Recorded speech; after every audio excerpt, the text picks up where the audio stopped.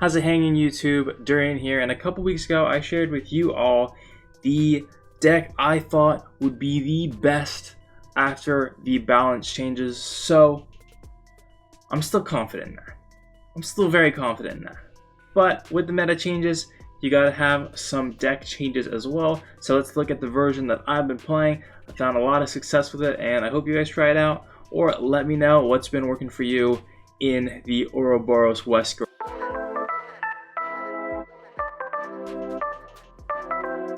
Alright, here is the new updated deck list. You can see we took the mill engine out and put in a lot more destruction. False Thrones came back in.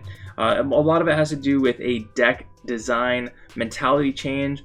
I took a new approach on how I wanted to play the deck. Before, we were doing this sort of like value town and trying to be like, let's just get the most value we can and like try to be greedy, I guess. But this is a much more streamlined. It says what Uroboros, what Reanimator type deck should do is get your big boy out, get your beefiest of your beefcakes, aka Devil Joe, get him out fast, slap face, take control, get in the driver's seat of the game, and don't let go.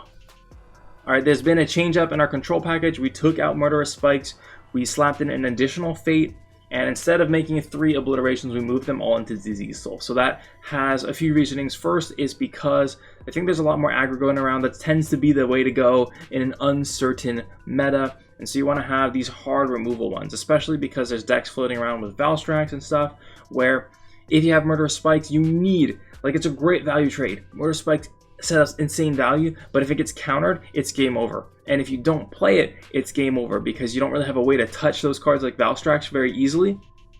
So you need to be able to touch them and not in a way that can get countered easily. So that's why we took out Murderous Spikes, and Disease Soul is fitting the place in for Obliteration. And I think let's talk about that a little bit more, because you might be like, well, I don't want to give my opponent a zombie. Well, first thing, I've never found the zombie to be an issue. What its purpose is to be a counter. It's to be a control option for 1 less MP. And I think it's a big deal because if your opponent plays Valstrax or something, now you have Disease Soul to counter it for the same thing, and a zombie isn't gonna totally spin the game out of control and you're gonna lose because of it. And that 1 MP can matter a lot, like getting that little extra value, especially because Uroboros is a deck that loves to have a full MP bar and make power plays with that full MP bar. So having that 1 extra MP difference, it's a big deal. Also, it makes it even better for countering Brainwash, because you can destroy your own unit and get a zombie out of it too. So that's pretty much win-win for me.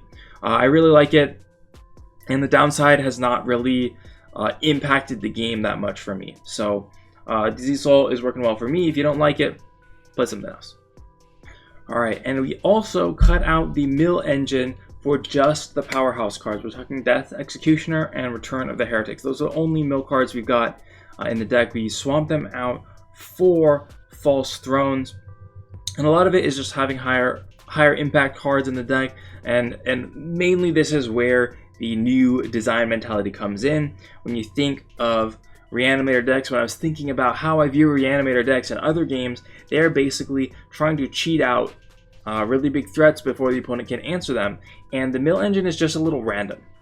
You mill a bunch of cards, you don't really know what's in your graveyard. You could be multiple things, and then you use Rebirth, and you just kind of get what you get.